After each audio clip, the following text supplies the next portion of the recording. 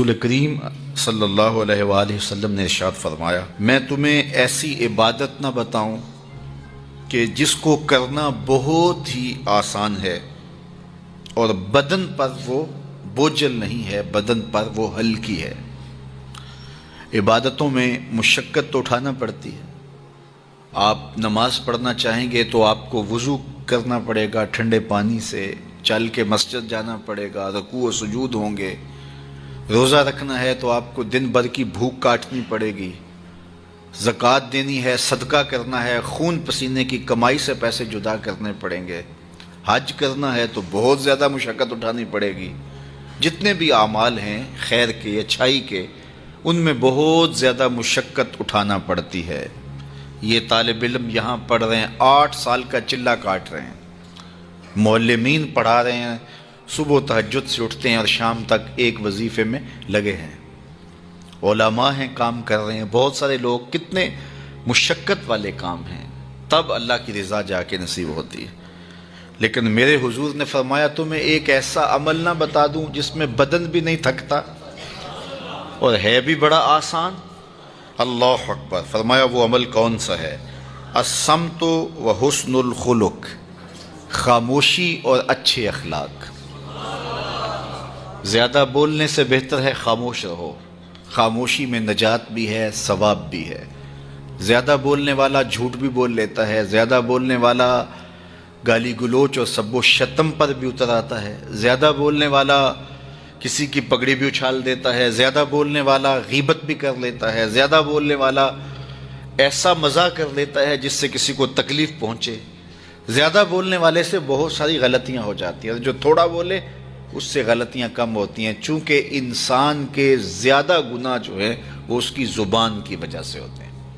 ایک روایت میں آتا ہے جب صبح ہوتی ہے سارے اعضائے بدنیاں زبان کے آگے ہاتھ جوڑتے ہیں، بی بی تو چپ رہنا، چونکہ بولتی تو ہے اور مصیبت سارے اعضائے بدنیاں کو سہنا پڑتی ہے۔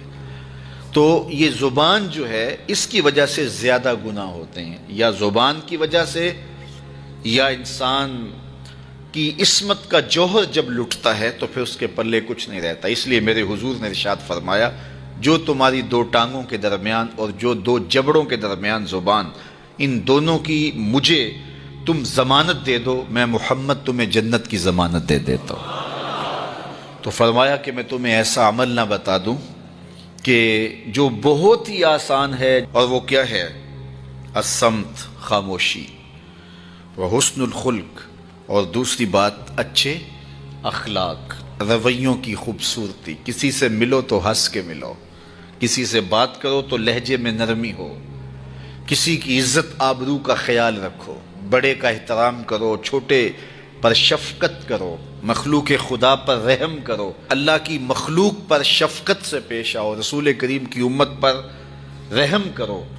تو یہ ایسا عمل ہے جس پر کوئی مل بھی نہیں لگتا، قیمت بھی نہیں لگتی، بدن بھی نہیں تھکتا، لیکن نامہ اعمال نیکیوں سے بھر جاتا ہے۔ قیامت کے دن نامہ اعمال پر سب سے وزنی جو عمل ہوگا وہ حسن خلق ہوگا۔ حضور نے فرمایا کہ بیہودگی اور فحش کلام کرنا، یہ سب کچھ جو ہے، تو فرمایا یہ اسلام میں سے نہیں ہے، اور بہترین اسلام وہ ہے جس میں خلق اچھے ہوں۔ حضور نے ارشاد فرمایا کہ جو حسن خلق ہے یہ گناہوں کو اس طرح مٹا دیتا ہے جس طرح جو مصفہ پانی ہوتا ہے، اچھا پانی ہوتا ہے، وہ بدن سے میل کچیل اتار دیتا ہے، اور جو برے اخلاق ہیں وہ عمل کو اس طرح فاسد اور ضائع کر دیتے ہیں جس طرح شہد کے اندر سرکہ ڈال دیا جائے تو شہد صحیح نہیں رہتا۔ تو عمل اچھے ہیں لیکن بدخلقی ان اعمال کی بربادی کا سبب اور ذریعہ بن جاتی ہے۔ اللہ جل شانہ ہمیں معاملات کے اندر خوبصورتیاں نصیب فرمائے، رفق، نرمی نصیب کرے، معاف کر دینے کی توفیق نصیب کرے۔ رزق کمانے کے جو مقاصد ہیں وہ بہت سارے ہو سکتے ہیں، لیکن شریعت میں کاروبار کرنے کے، رزق روزی کمانے کے بنیادی مقاصد 3 ہیں۔ پہلا مقصد اپنے آپ کو سوال سے بچانا. دوسرا مقصد اپنے آپ کو حرام سے بچانا. تیسرا مقصد اپنی اولاد کی کفالت کرنا. یہ بنیادی مقاصد ہیں جن کے لیے رزق کمانا، روزی کمانا ہمارے اوپر لازم ہو جاتا ہے.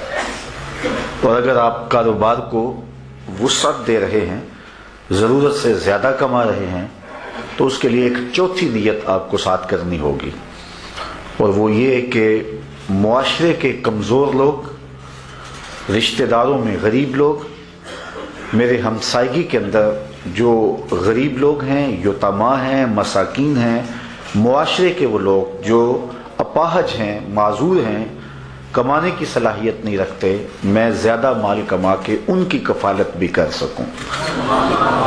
ان 4 مقاصد کو ذہن میں رکھ کر کے جو رزق کمایا جائے گا وہ دنیا نہیں ہوگی، عین دین ہوگا.